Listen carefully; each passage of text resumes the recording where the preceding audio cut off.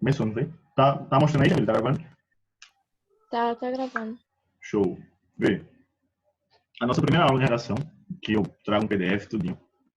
Antes de tudo, quero dizer que algumas pessoas já trouxeram suas redações, a que eu tinha mandado fazer, né? Jandinho, né? Outras pessoas que eu não lembro, mas já trouxeram, a gente já debateu. Quem não trouxe ainda, tenta trazer, certo? Porque hoje quem marcou foi Tayane também. A gente tem uma conversa muito boa sobre redação, essas coisas todas. Então, assim, a partir de agora, a gente não vai mais produzir redação, né? Só algumas pessoas que vão continuar produzindo, outras não vão. Então, a partir de agora é focar mesmo, tentar focar ao máximo para entender a redação, né? Entender como é que se escreve uma redação. Tentar começar a produzir, não a redação, mas sim o conteúdo, a estrutura, como é que vai ser essa redação, né? Então, a primeira coisa que eu trago aqui é justamente o real significado de que quantidade não é qualidade. Nunca vai ser. Agora vai chegar um momento que a gente vai produzir, sim, muitas redações, certo? Mas, agora, quantidade não é qualidade. Então, a gente tem que focar muito, hoje em dia, em entender a redação. Como é que se escreve a redação, como é que se faz a redação, certo? Mas, como falei, vai ter casos especiais. Aí eu converso particularmente. Tá, esse ano, o último ano do Enem, ele foi um ano muito diferente. Foi um ano muito atípico, atípico demais, demais. Não só por causa da pandemia, mas sim como é levado agora uma correção de redação. Mudou muita coisa, muita coisa. Por quê?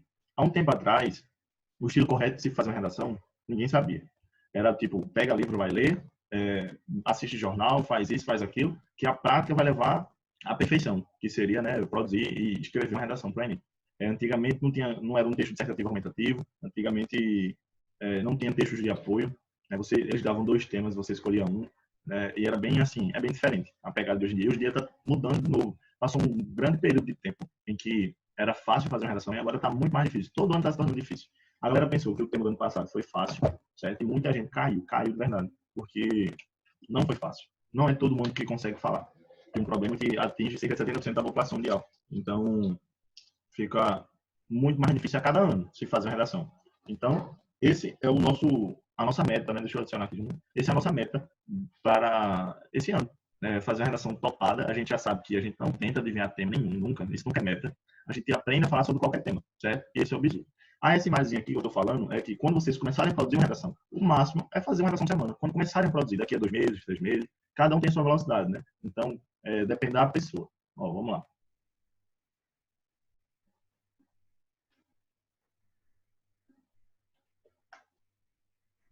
O Enem do ano passado teve o seguinte tema: o estigma associado às doenças mentais na sociedade brasileira. O digital já teve outro tema, né, que é o primeiro ano que teve o Enem digital e foi bem assim, bem diferente do Enem impresso. O digital foi o desafio de reduzir as desigualdades entre as regiões do Brasil e a reaplicação, né, para quem não pôde ir porque estava com Covid, etc., foi a falta de empatia nas relações sociais do Brasil. Você não tem como dizer qual é o tema mais fácil e qual é o mais difícil. Não, isso é uma pergunta totalmente individual. Eu vou responder, mas a resposta é para mim, não é para vocês.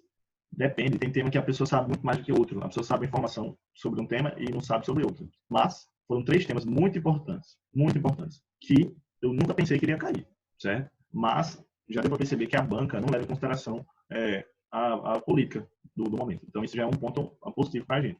A gente não pode deixar de jeito nenhum não vou estudar isso porque tal governo não aceita. Isso igual aos outros anos passados. A galera fazia isso também, não só nesse governo atual. Então a gente vai ter que estudar de tudo, como sempre, como a gente sempre faz. O tema do estigma, do preconceito em relação às doenças mentais, foi bem diferente, porque o tema ele fala do preconceito e não sobre doença mental. Isso a gente vai debater muito durante o ano. Um tema, ele começa da primeira palavrinha e vai até a última. Ele não vai se resumir a uma só palavra do tema. Isso é o problema. O povo pensa, o tema é violência contra a mulher. O povo, é violência contra a mulher. Não só se resume a isso. Existem textos de apoio, existem palavras-chave no tema. Tem que ter uma certa visão diferenciada para o tema. O que é estigma? Ele está falando que esse estigma está associado às doenças. Então não é só doença mental. É um estigma, um preconceito que está interligado às doenças. Por que existe um preconceito interligado às doenças? E ele fala, né, na sociedade brasileira, ele dá o lugar. Então, deve existir, de início. Eu não vou começar a falar de cada tema aqui para você, né? Porque isso não é a missão de hoje. Mas eu estou falando que deve existir uma certa atenção para o tema. Né? Ler palavrinha por palavrinha, puxar setas, marcar as informações. O tema da Enem digital foi um tema muito mais difícil também. Foi o que eu mandei vocês fazerem, quem tem feito o impresso, né? E o desafio de reduzir as desigualdades das regiões do Brasil, para mim, seria um tema mais difícil. Porque não é todo mundo que estuda isso. Né? Por quê? Qual é o problema? Porque a gente tem vários Brasis. Porque o IDH do Rio Grande do Sul é melhor do que o IDH do Nordeste. Porque a gente, que na galera daqui leva um preconceito bem maior do que outras regiões. certo? Então, por que isso? É um problema muito histórico, é um problema histórico sociocultural totalmente. Então, para ter viés para falar disso, é muito difícil, muito difícil. E o tema da reaplicação foi, para mim, o mais fácil de todos, né? Falta de empatia. Por que, né, tem empatia? Por que está faltando empatia hoje em dia? É um tema muito importante, sim, e a gente sabe que quanto mais a sociedade vai evoluindo, mais o ser humano ele se torna muito mais individualista. Não tem mais esse, eu preciso de tu, eu preciso para isso, para aquilo, não. Infelizmente, a galera não tem mais empatia. Né? Só que a pessoa pensa que o tema é fácil, porque fala de empatia, mas e aí? Como é que eu vou arrumar um contexto para falar de empatia? Como é que eu vou arrumar um sociólogo, um dado estatístico para falar de empatia? 30% da população se diz que né, recebe empatia. Onde é que eu vou tirar isso? É difícil. Para um texto ficar expositivo de um tema desse é muito simples, muito fácil de acontecer, de um texto ficar expositivo de um tema desse. Então, o que eu quero dizer é que, ao tempo, né, dos Enems, está se tornando uma prova muito difícil, muito difícil. Só não pode subestimar o Enem. As notas de corte estão aí, vocês viram, né? Estão muito altas, muito altas. E outra coisa que eu quero dizer também a vocês, né? Vocês têm que parar para pensar que essa desigualdade que existe nas regiões, reflete no Enem também. Cerca de, né, todo ano, cerca de 5 milhões de pessoas se inscrevem para fazer o Enem. Mas, infelizmente, as 5 milhões não concorrem às vagas. O Enem só tem 500 mil pessoas que concorrem a vagas. Essas 500 mil pessoas são as pessoas que têm renda, as pessoas que conseguem ter um cursinho bom para estudar. Isso é a desigualdade que existe hoje em dia. Então, o que eu quero dizer a vocês? Eu quero dizer a vocês que o concorrente de vocês, porque a gente é do interior, enquanto a gente está no interior descansando, o concorrente, vocês estão acostumados na capital, está totalmente estudando. Então, na pandemia, né, eles tinham aula online, computador, todos os materiais para estudar. Eu quero dizer a vocês para quê? Para vocês não olharem para trás, e sim olharem para frente. Não olhem para Timbaúba. Em Timbaúba ninguém concorre com vocês, não. Ninguém concorre. Quem concorre com vocês estão nas grandes capitais do Brasil todo, certo? Então, vocês têm que olhar para frente, não olhar para trás. Voltando para a redação. Então, ó, esses temas foram difíceis, vão vir mais difíceis ainda. Existem muitas teorias de redação, hoje em dia, é o que mais tem. Muitas dizem, tu tem que fazer isso, tem que fazer aquilo, fala de tal filósofo, de tal sociólogo, e os corretores já sabem tudo isso. Eles sabem. Eles pegam diversas redações, eles conseguem ver quando, né, estão repetindo ideias. E outra coisa, a banca do INEP está querendo colocar daqui a 2 anos um corretor de redação de computador. Não vai ser mais pessoas daqui a um tempo, vão ser computadores que vão ver. Isso vai despencar a nota de diversas pessoas. Porque um corretor é um ser humano erra. Ele às vezes não vai ver um erro, ele vai gostar da sua interpretação de tal tema, como outro não ia gostar. Uma máquina não tem sentimento. A máquina vai dizer, errou aqui, errou aqui, errou aqui, errou aqui. Então, tem que estar muito preparado. E redação, coloca você na faculdade, se você tiver uma nota boa. Então, ó, sobre esses temas, né, a gente já falou um pouquinho. Aqui, ó. Uma dica, né? Usar a tecnologia a favor de vocês. Não custa nada vocês pegarem sites, né? E salvarem no celular, colocar como se fosse um aplicativo, né? Eu tenho esse, né? Eu tenho alguns que eu salvo, boto G1, aí boto de diversos sites. E ele sempre fica ativando informações. Tem que ter atualidades. Às vezes você está fazendo a redação e lembra, caramba, eu vi em um site que era isso, isso e isso. É muito bom. Assistir jornal quando né? Conversar, debater, é muito importante. Né? Quando tá a família em casa, senta, vai conversar sobre o tema, pergunta o que acha daquilo. Isso ajuda muito em redação. Assistir ajuda muito em redação. Muito. Filme, seriado, tudo vai ajudar em redação. A partir de agora, vocês têm que olhar para frente e pensar assim, tudo que eu ver vai ter que trazer algo para a redação, certo? E outra coisa, né, ter um caderno para redação, anotar as informações. Eu lembro que eu disse isso a Matheus tem um caderninho desse tamanho aqui, que é massa só. E ele anota tudo que, né, vai usar em redação um dia, quando estiver produzindo em casa. Então, a tecnologia ela não pode ser nunca inimiga, como é. Né? A pessoa está estudando, recebe a notificação, pronto, acabou-se. Não consegue mais estudar, já perde a atenção. Cientificamente falando, quando você está estudando, recebe uma notificaçãozinha, sua visão, né, sai de onde você estava no foco. Para voltar, é 5 minutos. Para voltar a atenção que você estava antes. Tu pausa a aula e espera 5 minutos, não, tu continua. Esses 5 minutos que tu assistiu, tu perdeu. Então, por isso que eu digo, quando for estudar algo, deixa em cima da mesa só o que realmente for necessário. Vou estudar redação. Tem que estar só o material de redação, e a caneta, e a garrafa de água. Pronto, acabou. Para não sair, para beber água. Já deixa tudo na mesa, tudo certinho, porque a redação é assim. É prática. Lá na hora vão ser 2 redações, no caso, vocês vão ter que fazer e repassar a redação. É pouco tempo para fazer a redação. Infelizmente, a gente tem pouco tempo e ainda tem as questões para fazer, né? Aí a Jamil estava me perguntando se a gente ia trabalhar a linguagem também. Vai. Eu estava já ontem finalizando o simulado do próximo mês, né? De vocês. E o simulado do próximo mês vai ter questões de linguagem. Assim, como é que funciona a linguagem? Vai ter aula também. Hoje mesmo a gente vai estudar interação. E ainda vai estudar o início da Idade Média. Arte, né? A arte do período da Idade Média. Que a gente usa isso em relação também. E também questões de linguagem que cai. E só que fora isso, tem a questão de interpretação de texto. Então, sobre barroco, essas questões a gente vai estudar, né? Na parte de literatura. Só que, como é que eu vou interpretar uma questão de texto? Interpretação de texto não é apenas pegar a questão e ler a questão. Não é. Se vocês pensam que a gente pega a probabilidade de cair em matemática, tal assunto cai em física. Não, não é assim. O Enem ele dá as competências. Ele não diz o nome do assunto, mas ele dá as competências. Ele diz assim, ó, as competências que erguem os números e fazem com que a pessoa cria possibilidades para resolver tal ação. Aí a gente pega isso e diz, isso é a definição de probabilidade. Então isso cai. O Enem tem competências e habilidades. A mesma coisa na interpretação do texto. Muitas vezes cai pronto, a questão, não sei se vocês lembram, né? Uma que era de Marta e Neymar, que era sobre o salário. Marta tinha diversas bolas de ouro na frente de Neymar e recebia menos. Aqui é uma questão de desigualdade de gênero. E existe uma competência na parte de linguagem sobre aquela questão. Então, não é só interpretar o texto. A gente vai trabalhar por competências. São 9 competências a parte de linguagem, certo? 9. A1 é mais sobre saúde. Aí A2 é língua estrangeira. Né? A3, a gente vai trabalhar isso tudinho, ver quais são os autores que caem mais em espanhol, os que caem mais em inglês, porque é tudo autor da linguagem de fora. Então, falando também sobre o evolucional, vocês vão ter 2 simulados no mês. E eu já falei para vocês, vai ser puxado. Porque o meu simulado ele é muito mais difícil. Porque vocês já sabem disso, já fizeram um, né? Só que, por que não aumenta o nível do meu? Porque o que eu estou dando a vocês, os assuntos, é o que cai no meu simulado. O que vai vir no evolucional é o que cai nas provas, né? As competências, tudo, não é nem. E eu quero que a chance de vocês aumentarem, né, a quantidade de acertos no evolucional seja maior, né? Então, dia 15 já é o primeiro dia do evolucional. Dia 15 cai num domingo, se eu não me engano. Dia 15 cai no domingo, eu acho. Acho que cai no domingo. Só que vão ser 2 dias seguidos. 2 finais de semana. É igual ao Enem. Começa do meia prova, vai terminar Sábado. assim tudinho. Pronto, então dia 15 é o primeiro dia do meu simulado. Aí no domingo é o primeiro dia do evolucional. Aí 7 dias depois é o segundo dia do meu simulado. Só que o meu simulado tem uma diferença. É 45 questões, né? Em um dia e 45 na outra. Não é tipo igual ao Enem. Só que o do domingo é 90 questões de redação e o outro é 90 questões. Então vão ser seguidos. É um sábado e domingo e o outro sábado e domingo. Nesse mês. Esse mês vai ser mais difícil, vai. Já no outro não. No outro vai ser tipo um final de semana. Vai ser um simulado. Aí a gente vai passar o mês todo fazendo simulado, praticamente, o de junho. Porque, um exemplo, na primeira semana, no primeiro sábado, aí tem o primeiro dia do meu simulado, que é 45 questões. Aí no segundo sábado vai ter o segundo dia do meu simulado. Aí no outro domingo, né, no terceiro domingo, no caso, vai ter o primeiro dia do evolucional. E no quarto domingo vai ter o segundo dia do evolucional. Então vai ser o mês todo fazendo questões. E assim vai, assim começa.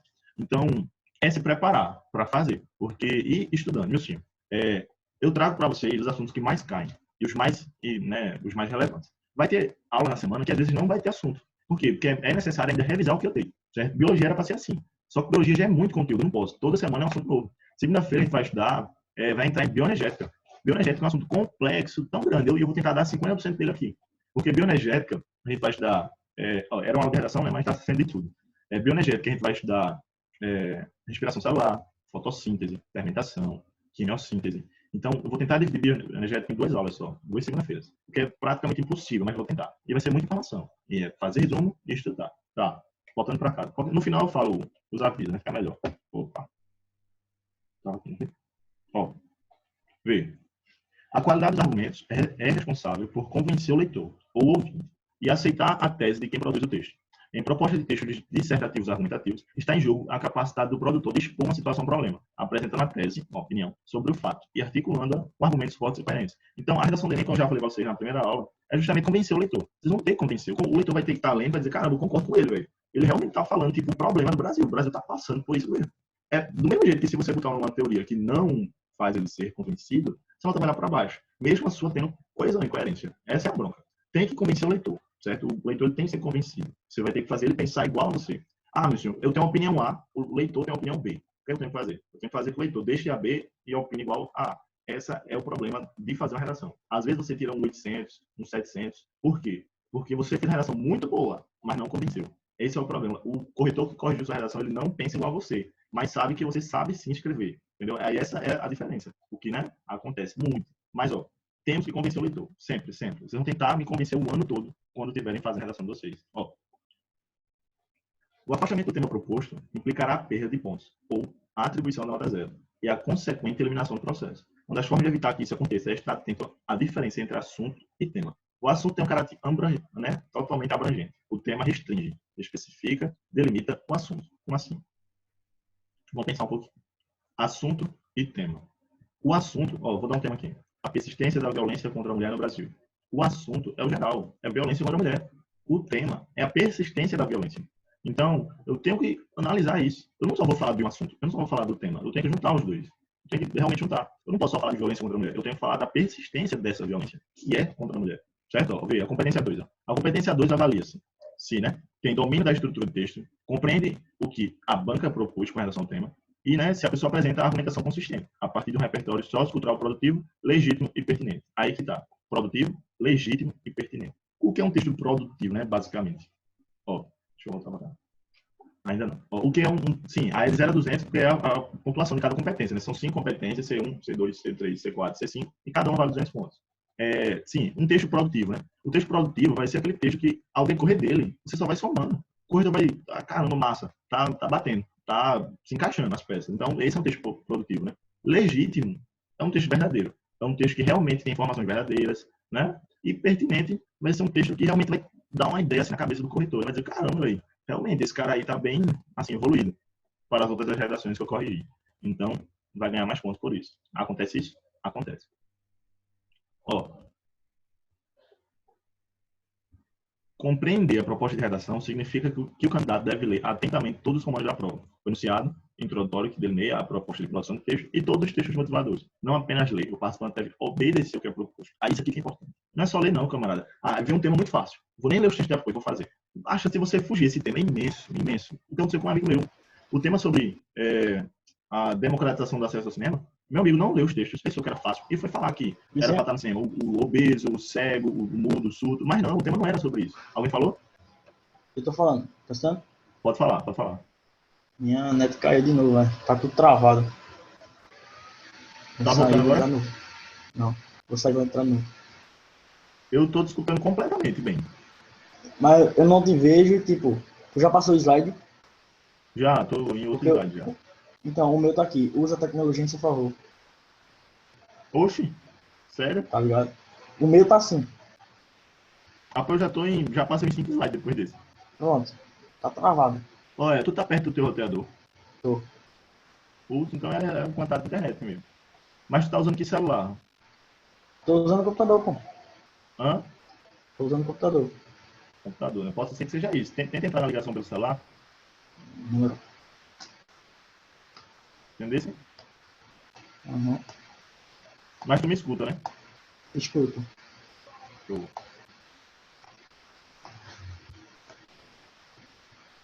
Vai tentando entrar pelo celular. Eu só tô falando, né? Vê, eu tava dizendo o seguinte, que não é só ler as propostas. O meu amigo se lascou, assim, entre aspas, por quê, né? Porque ele pensou que sabia do tema, mas o problema não era se existiam pessoas diferentes dentro de uma sala. Era se as regiões brasileiras tinham acesso ao cinema de forma democrática, né? Se eram os mesmos cinemas, se a estrutura dos cinemas era as mesmas, etc. Então, o texto de apoio, a gente tem que ler ele e obedecer ele. Tem que seguir. Se você tem que olhar para os quatro textos e ver. Eu falei na minha redação sobre os 4 textos. Se não falou, tem algo errado. Tem algo errado. Tudo isso tem que ser obedecido e, ao tempo, quando for produzindo, né, se acostumando a fazer isso. Bom, a delimitação temática do Enem existe, porque os participantes precisam ser avaliados a partir dos mesmos critérios. E também para evitar fraude, né? Caso o participante chegue com o texto pronto. O que é avaliado, né? Quais são os procedimentos avaliados? O desenvolver o tema dentro dos limites do texto dissertativo argumentativo. É produzir, pronto. É o que eu disse a vocês. Um texto dissertativo argumentativo, ele vai o quê? Vai produzir um convencimento. Ele vai convencer, como eu estava falando. Resumidamente é isso. Aí, o que é que eu uso para convencer? Posso usar diversas coisas. Um dado estatístico, que eu comprovo aquela argumentação. A ideia de um filósofo, sociólogo, etc. Isso aqui de competência 2 a gente já tinha visto. Tá, também. Aqui, né? Ó, isso aqui é importante. Assunto, tema e tangência. Né? Como é que eu vou fugir do meu tema, né? Como que eu vou fugir? Você vai provavelmente fugir do seu tema se você só olhar para o assunto ou se só olhar para o tema. Esse é o problema. Eles não são separados. Eles são estruturas de um só composto, que é a sua redação. Então, eu tenho que saber qual é o assunto do tema, tenho que saber qual é o tema, né? E, juntos, fazer a minha opinião, o meu texto dissertativo argumentativo. Ó, aplicar conceitos de várias áreas de conhecimento, né? Citar, informar, fazer referências, né? Como sociologia, filosofia, arte, estatística, geografia, biologia, tudo. Desenho animado, filme, seriado, novela, tudo é conhecimento. Não deixa de ser conhecimento. Pode ser o mais besta possível, mas não deixa de ser conhecimento. Besta sim, né? A competência 3 já muda um pouquinho, né? Ela vai avaliar o quê? Ela vai selecionar, relacionar, organizar, interpretar as informações, fatos, opiniões e argumentos em defesa de um ponto de vista. Então já é mais defender um ponto de vista. Ó, eu defendo o meu ponto de vista, certo? Para eu defender o meu ponto de vista, eu tenho que obedecer a competência 3. Então, a 2 eu apresento informação. Apresentei. Tá aqui minhas informações. A 3 é o quê? A 3 eu vou defender essas informações. certo? Então, a 2 eu apresento as informações, a 3 eu tenho que defender, comprovar se é minha. Por isso que, quando, né, a gente vai para o desenvolvimento, eu digo, a gente não adianta só falar, não adianta só levantar as informações, tem que comprovar ela, certo? Tem que comprovar. Defender esse ponto de vista tem que ser a primeira função sua, do início ao fim da sua redação. A diferença da 2 e da 3 é justamente isso que eu falei. Ó, a gente vai ver agora os textos motivadores, eu acho que é do tema do Enem do ano passado. Bora lá, vamos ler juntos. Texto 1 do Enem do ano passado. Parte mais importante da aula aqui agora. Ó, a maior parte das pessoas, quando ouve falar em saúde mental, pensa em doença mental. Mas a saúde mental implica muito mais que a ausência de doenças mentais. Pessoas mentalmente saudáveis compreendem que ninguém é perfeito, que todos possuem limites e que não se pode ser tudo para todos. Elas vivenciam diariamente uma série de emoções como alegria, amor, satisfação, tristeza, raiva e frustração. São capazes de enfrentar os desafios e as mudanças de vida cotidiana com equilíbrio e sabem procurar ajuda quando têm dificuldade em lidar com conflitos, perturbações, traumas ou transições, né, importantes nos diferentes ciclos da vida. A saúde mental de uma pessoa está relacionada à forma como ela reage às exigências da vida e ao modo como harmoniza seus desejos, capacidades, ambições, ideais, né, e emoções. Todas as pessoas podem apresentar sinais de sofrimento psíquico em alguma fase da vida. Todas as pessoas. Quem está dizendo isso? Não sou eu, não. É o Enem que está dizendo isso. É o Enem. A Enem acabou de dizer que ela falou do preconceito, que quando se ouve falar em saúde mental, não é saúde mental. O que é que tem de mim de saúde mental? Existe saúde corporal, saúde mental. Então, por quê? Aí um exemplo, eu chego pro outro e falo, caramba, vou dar um pouquinho sobre saúde mental. O povo já pensa, eita, ele tá doente da cabeça, então. Velho, eu não falei doença mental, eu falei saúde mental, não tem nada a ver. Saúde mental é ser feliz, alegre, né? Conseguir jogar, conseguir correr, conseguir fazer isso, aquilo, né? Então, o povo já bota logo que saúde mental é algo que é um problema, que é uma doença, né? Aí o texto já começa falando isso. E ele fala que pessoas normalmente saudáveis são as pessoas que conseguem ter a percepção que não existe perfeição. Não existe perfeição. Então, isso aí já seria uma parte massa, né? Já para destacar no texto 1. No texto 1 ele fala do preconceito, fala que não existe essa perfeição, né? E fala também que todo mundo vai sofrer com um problema. Qualquer problema de relação pessoal já submete a uma saúde mental. Você brigou com alguém, com um amigo, com um familiar, ficou triste, né? Imagina hoje em dia, muitas famílias perdendo familiares por causa da doença, né? A saúde mental está muito, mas muito fisgada. E agora veio eu lembrei da minha argumentação, né? Porque, infelizmente, eu falei que, no meu tema, né? Eu falei que o governo estava negligenciando a saúde mental. Eu usei como um dado estatístico para comprovar uma lei, né? E o Senado e a Câmara, né, criaram uma lei que colocava um psicólogo em todas as escolas públicas online para auxiliar as famílias durante a pandemia. E quando acabasse a pandemia, obrigar essa lei nas escolas, né, tanto particulares como presenciais. Lá na Santa Maria tem psicólogo. Não sei se na Erente tem. Não sei se Jamil pode me responder. Matheus. Não. Não tem. Aí vê. Se tivesse. Tem Fafá, que ela é psicopedagoga. Mas não é psicóloga. Eu Ela falo deixa o cabo mais psicólogo. doido. Eu falo psicólogo, gente. Tem que ter o diploma. Ó, Mas ela deixa o cabo mais doido, ela não resolve nada, não. mas o que eu quero dizer com isso? Eu quero dizer a vocês que tem escola que tem, outras que não tem. Mas ia ser uma lei de obrigar para todo mundo. E o presidente foi lá e vetou essa lei. Infelizmente, ele vetou e disse que não vai ter psicólogo. E eu usei essa argumentação, porque vê, no momento que eu digo que é uma negligência do governo, eu estou dizendo que o governo está fugindo do tema, o governo não quer resolver. Como é que eu comprovo? Um dado estatístico, dizendo, ei, ele vetou uma lei. Aí o corretor vai pesquisar, ó. Governo federal do ano e dano, veta tal lei, aí vai lá, que vetou. Então, eu acabo comprovando a minha ideia, certo? Da minha redação que eu coloquei, que eu estava falando aqui e lembrei dela. Então, o texto 1, que a gente acabou de ler, resume literalmente a isso, né? A essa ideia de que não existe perfeição, que ela é falada como uma doença. Muitas pessoas que, estou precisando de um psicólogo. Pô, Deus, tu tá doido, como assim? Vai precisar de um psicólogo?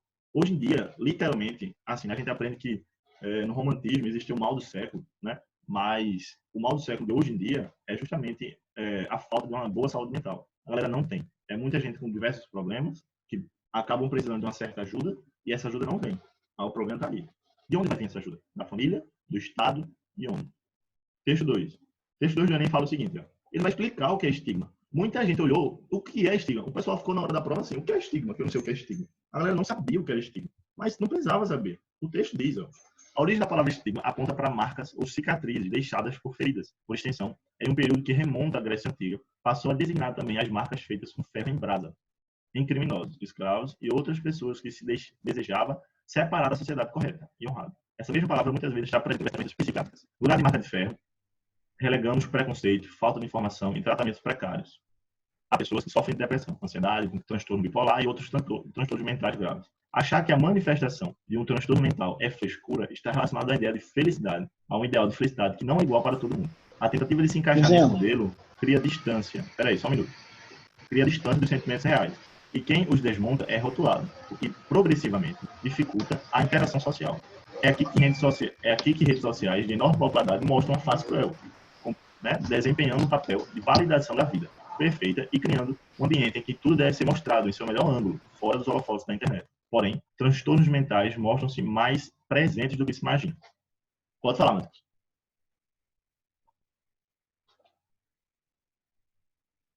Matheus? Alô, alô, alô, alô. Oxi, vê que ideia, voltou.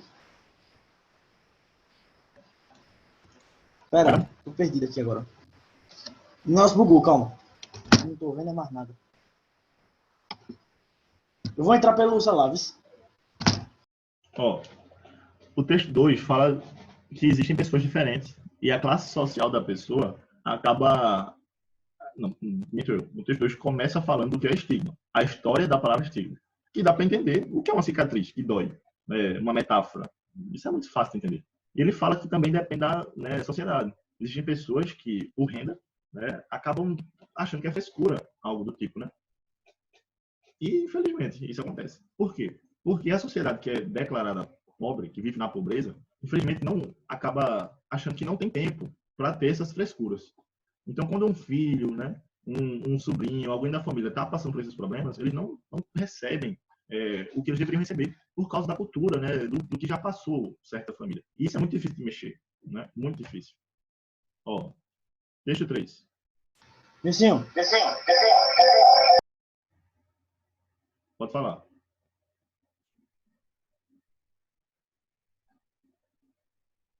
Texto 3. É só o meu que tá travando, que botou a voz. Oi?